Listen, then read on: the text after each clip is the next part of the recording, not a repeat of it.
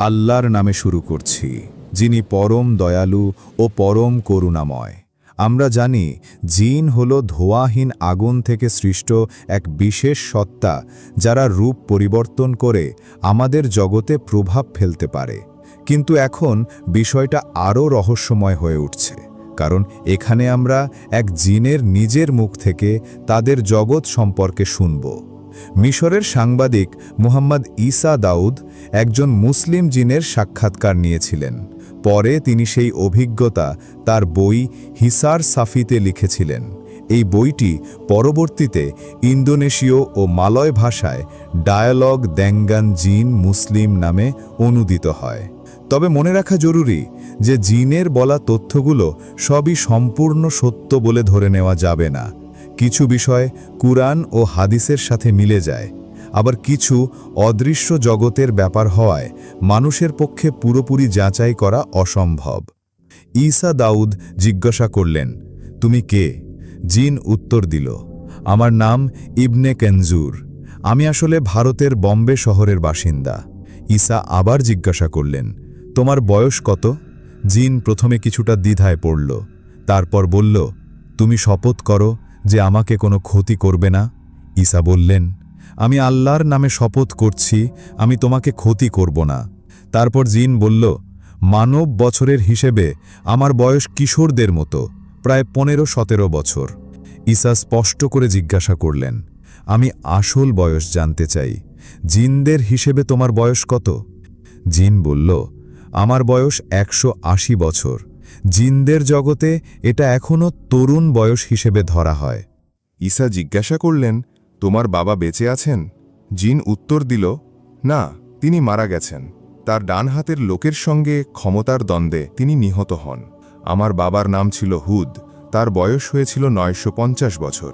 আর আমার দাদার বাবা আকাশের সংবাদ শোনার চেষ্টা করতে গিয়ে আগুনে পুড়ে মারা যান, তখন তার বয়স হয়েছিল প্রায় 1000 বছর।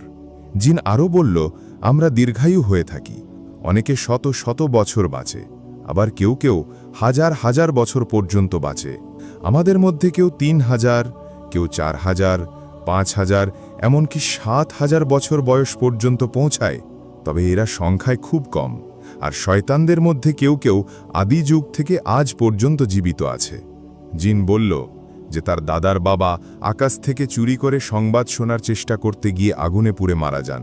এ প্রসঙ্গে কুরআনের সূরা আল জিনের আয়াতে উল্লেখ আছে, আমরা আকাশে উঠতে চেয়েছিলাম, কিন্তু সেটি শক্ত পাহারা ও উল্কাপিণ্ড দ্বারা ভরা ছিল। আগে আমরা আকাশে গিয়ে শোনার চেষ্টা করতাম, কিন্তু এখন যে কেউ শোনার চেষ্টা করলে তার জন্য জ্বলন্ত আগুন অপেক্ষা করছে। এভাবেই কোরআন ও হাদিসে বর্ণনা পাওয়া যায় যে জিনরা আকাশ থেকে আল্লাহর ফায়সালা চুরি করার চেষ্টা করলে আগুন তাদের আঘাত করে। ইবনে কানজুর খুব গর্ব করে বলেছিল যে সে পুরো কোরআন মাত্র 4 মাসে মুখস্থ করেছে। সে এটা নিয়ে অন্য জিনদের সামনে অহংকার করেছিল, কারণ অনেক জিন এত দ্রুত মুখস্থ করতে পারে না। ঈসা দাউদ তাকে সতর্ক করে বললেন, তুমি আল্লাহ প্রতি কৃতজ্ঞ হও, কারণ এই ক্ষমতা তিনি দিয়েছেন, আবার চাইলে মুহূর্তে কেড়ে নিতে পারেন। এ কথা শুনে জিন অবাক হয়ে গিয়েছিল। তার এক বন্ধু জিনও প্রায়ই তাকে বলতো, শুধু মুখস্থ করলেই হবে না, না মেনে চললে মুখস্থ কোনো কাজে আসবে না। ঈসা দাউদও বললেন, একজন আলেমকে একবার বলা হয়েছিল, একজন মানুষ পুরো সহি আল বুখারি মুখস্থ করেছে। তখন তিনি উত্তর দিয়েছিলেন, যদি তা জীবনে কাজে না লাগে তবে সেটা শুধু বইয়ের লেখা ছাড়া আর কিছু নয়। ঈসা দাউদ জিজ্ঞাসা করলেন, মানুষের মধ্যে সবচেয়ে পুরনো ভাষা কোনটি? ইবনে কানজুর বলল, আমার পূর্বপুরুষরা যারা আকাশ থেকে সংবাদ শোনার চেষ্টা করতে গিয়ে শাস্তি পেয়েছিল, তারা এই জ্ঞান আমার বাবার কাছে পৌঁছে দিয়েছিল। তাদের মতে মানুষের সবচেয়ে প্রাচীন ভাষা হল আরবি। আমাদের জগতে এই বিশ্বাস বহু প্রজন্ম ধরে চলে আসছে। মানুষের মধ্যে ধারণা আছে যে জিনদের ভয়ঙ্কর চেহারা থাকে, ভাঙাচোরা মুখ, লেজ, অদ্ভুত অঙ্গপ্রত্যঙ্গ ইত্যাদি। কানজুর বলল, এসব কেবল মানুষের কল্পনা। বাস্তবে আমাদের আসল রূপ মানুষের মতোই, তবে কিছু ছোটখাটো পার্থক্য আছে। মাথা মানুষের চেয়ে একটু বড়, চোখ গোল নয়, লম্বাটে, কারোর চোখ ওপরের দিকে টানা, আবার কারোর চোখ চাইনিজ বা জাপানিদের মতো একটু বাঁকা। আমাদের চোখ সাধারণত বড় ও হরিণের চোখের মতো। চোখের রং শুধু লাল নয়, কালো, হলুদ, বাদামি সবই আছে। তবে আমাদের চোখে হালকা লাল আভা দেখা যায়, তাই মানুষ মনে করে সব সময় লাল। কান ঘোড়া বা বেড়ালের মতো তীক্ষ্ণ কান, তাই আমরা যখন কোনো প্রাণীর রূপ ধরি তখন বেড়াল, ঘোড়া বা বাঘের রূপ বেশি নিই।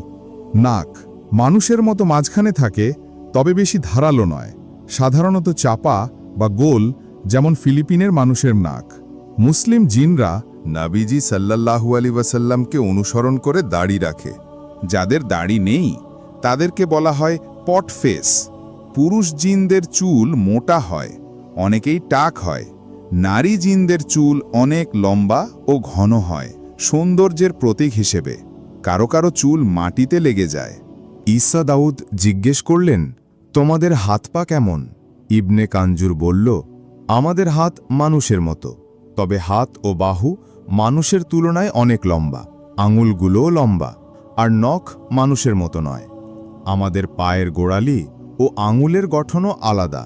ঈসা আবার জিজ্ঞেস করলেন, তোমাদের কি হাড়, হৃৎপিণ্ড, শ্বাস প্রশ্বাস ও হজমের অঙ্গ আছে? জিন উত্তর দিল, হ্যাঁ, সবই আছে, তবে আমাদের হাড় বা মাংস চামড়ার তুলনায় অনেক বড় ও শক্ত। শরীর অনেক নমনীয়, মানুষের ধারণার বাইরে। আমাদের অঙ্গগুলো ছোট হলেও কাজ একই রকম। আমাদের শ্বাস নিতে অক্সিজেন খুব কম লাগে। খাবার হজম হয়, কিন্তু মল কঠিন নয়, ঘন বাষ্পের মতো বের হয়। প্রস্রাবও গ্যাস আকারে বের হয়, ঝর্ণার মতো চাপ দিয়ে। সে আরও বলল, এ কারণেই শয়তান কোনো মুসলমান ঘুমানোর আগে আল্লাহর নাম না নিলে তার কানে প্রস্রাব করতে পারে। এ নিয়ে সহি হাদিসও আছে, যেখানে বলা হয়েছে, যে ব্যক্তি ফজরের নামাজে জাগে না, তার কানে শয়তান প্রস্রাব করেছে। ঈসা দাউদ জিজ্ঞেস করলেন, তোমাদের শিং আছে? কাঞ্জুর বলল, হ্যাঁ, প্রতিটি জিনের ছোট দুটো শিং থাকে, খুবই ছোট, মানুষের কল্পনার মতো লম্বা নয়। ঈসা বললেন, তাহলে ইবলিসের শিং কেমন? জিন উত্তর দিল, তার শিং বড় এবং বয়সও অনেক বেশি। মানুষ সৃষ্টির আগেই সে ছিল। জিনেদের শরীরও বয়স বাড়ার সাথে সাথে দুর্বল হয়ে যায়, মানুষের মতো। এরপর ঈসা উল্লেখ করলেন, হাদিসে আছে, সূর্য যখন ওঠে ও ডোবে তখন তা শয়তানের শিংয়ের মাঝ দিয়ে যায়, তাই ওই সময় নামাজ পড়ো না। ঈসা দাউদ জিজ্ঞেস করলেন, তোমাদের ত্বকের রং কেমন?